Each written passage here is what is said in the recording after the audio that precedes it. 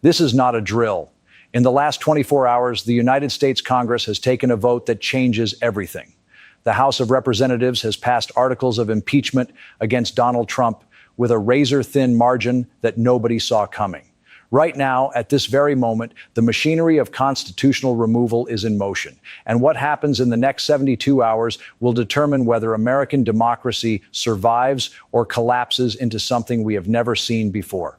I am going to walk you through exactly what is happening behind closed doors, the secret negotiations that mainstream media will not touch, and the 4 possible scenarios that will unfold starting tonight. But here is what you need to understand immediately. This is not like 2019. This is not like 2021. The political calculus has shifted, and sources inside the Capitol are confirming that GOP senators are having conversations they swore they would never have.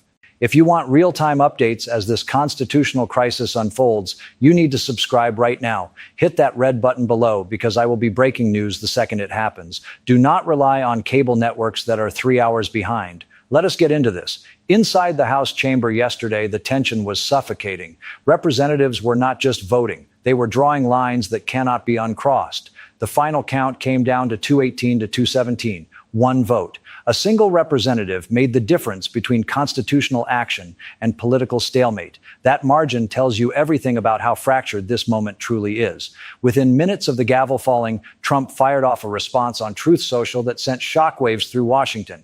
He called the vote a witch hunt, a hoax, and promised that he would never resign under any circumstances. His language was defiant, aggressive, and according to sources close to the White House, exactly what his legal team told him not to say. But Trump does not listen to lawyers. He listens to his instincts, and his instincts right now are telling him to fight. Meanwhile, the silence from GOP leadership is deafening. Kevin McCarthy has not issued a statement. Mitch McConnell has not taken questions. That silence is not neutrality, it is calculation. When powerful people go quiet during a crisis, it means they are waiting to see which way the wind blows before committing to a position. And that hesitation, that split-second pause, is where the real battle is happening. But here is what nobody is talking about. This vote is not the end game. It is the opening move. What comes next in the Senate is where the Constitution will either hold or shatter. And the comparison everyone is making to Richard Nixon in 1974 is wrong. This is not Nixon. Nixon did not have social media. Nixon did not have a base that worships him like a movement leader. Nixon did not have the ability to communicate directly with 70 million people instantly. That changes everything, and it makes what is coming far more dangerous than Watergate ever was. Let me break down the legal mechanisms that are now in play, because this is where most people get confused. And that confusion is exactly what allows politicians to manipulate the narrative. There are constitutionally only 2 ways to remove a sitting president from office, and both of them have massive obstacles that are not being discussed honestly in public. The first path is impeachment, which just happened in the House. But impeachment alone does nothing. It is an indictment, not a conviction. The real trial happens in the Senate, and that is where the math becomes brutal. You need 67 senators to vote for removal. 67. Right now, Democrats control 51 seats if you count the independents who caucus with them. That means you need 16 Republicans to cross over and vote to remove a president from their own party. Historically, that has never happened. Not once. Trump was impeached twice before, once in 2019 for pressuring Ukraine, once in 2021 for inciting the January 6th insurrection. Both times, the Senate acquitted him because Republican senators chose party loyalty over constitutional duty. The second path is the 25th Amendment, Section 4. This allows the vice president and a majority of the cabinet to declare the president unable to discharge his duties. If that happens, power transfers immediately to the vice president. But here is the catch. The president can challenge that declaration, and then Congress has to vote. You need 2/3 of both chambers to keep him removed. That is an even higher bar than impeachment, and it requires the president's own appointees, people he personally chose, to turn against him. J.D. Vance, invoking the 25th Amendment against Trump? Not happening. The cabinet members owe their positions to him. They are not going to commit political suicide. Now, here is the part that mainstream media is completely ignoring, and this is where it gets critical. There is a third mechanism that nobody is talking about. Section 3 of the 14th Amendment also known as the Insurrection Clause. It states that anyone who is engaged in insurrection or rebellion against the United States cannot hold federal office. This clause is self-executing, meaning it does not require a Senate trial. It does not require 67 votes. Multiple states have already tried to use this to bar Trump from their ballots. Colorado, Maine, Illinois all attempted to disqualify him under this provision before the Supreme Court intervened. But if Congress formally invokes Section 3, the calculus changes entirely.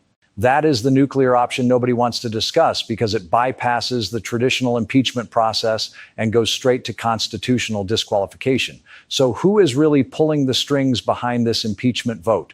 Because I promise you, this did not happen organically. There are power players operating in the shadows, and their fingerprints are all over this. Start with the mega donors. The Koch network, which has bankrolled Republican campaigns for decades, has gone silent on Trump.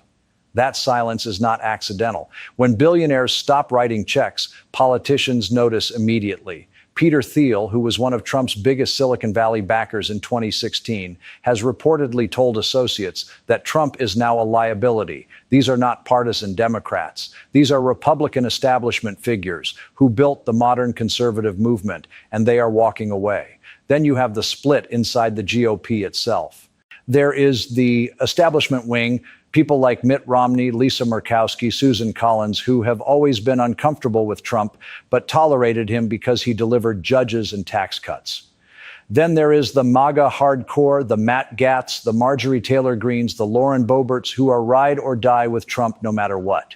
That internal war is tearing the party apart, and the impeachment vote just forced every single member to pick a side publicly. Now, let me tell you something that leaked just 48 hours ago. Sources on Capitol Hill confirmed that 12 Republican senators held a private meeting in an undisclosed location. No staff, no record, just 12 of them discussing what happens if Trump actually goes to trial in the Senate. The content of that meeting has not been made public, but the fact that it happened at all tells you everything. They are preparing for a scenario they publicly claim is impossible. And here is the kicker. Text messages between Trump and some of his closest allies have reportedly been subpoenaed. If those messages become public, and legal experts say they likely will during a Senate trial, the contents could be devastating. We are talking about potential evidence of witness intimidation, obstruction of justice, and coordination with individuals currently under federal indictment. But the real question is this: why are even Trump's most loyal defenders starting to hesitate? The answer comes down to cold electoral math. If the GOP ties itself to Trump and loses badly in 2026, the party could be out of power for a generation. Let me lay out the 4 scenarios that are now on the table, and I want you to understand that each of these is a real possibility. This is not speculation. These are the war games being run inside strategy rooms right now. Scenario 1, Trump wins. I give this a 40% probability. The Senate holds a trial, but Republicans hold the line. Fewer than 16 GOP senators flip, and Trump is acquitted for the 3rd time. If this happens, he will emerge more powerful than ever. His base will see it as vindication, proof that he is untouchable, that the deep state tried to destroy him and failed again. He will rally his supporters harder, and the 2024 election becomes a referendum on persecution versus patriotism.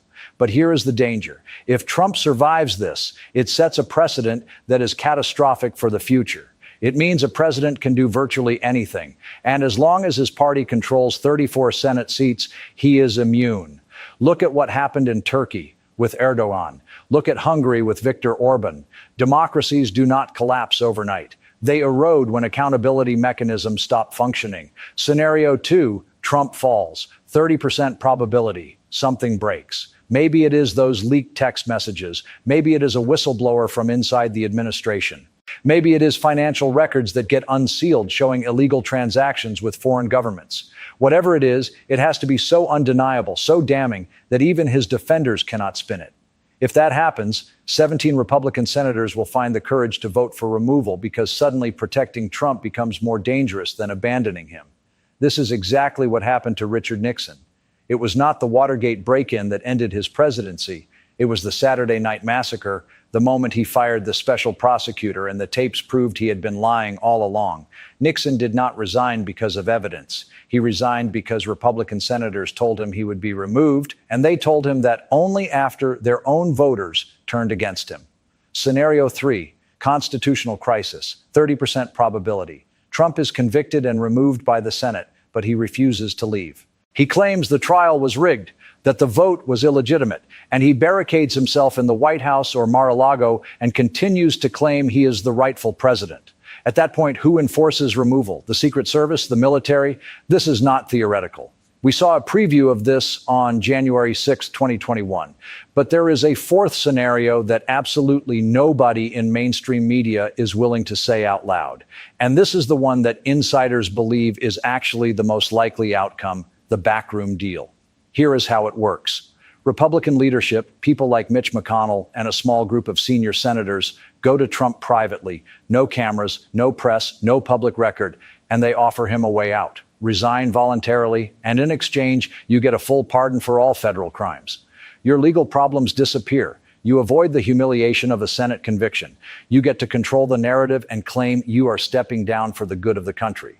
This is not fantasy. This is exactly what happened with Richard Nixon in 1974.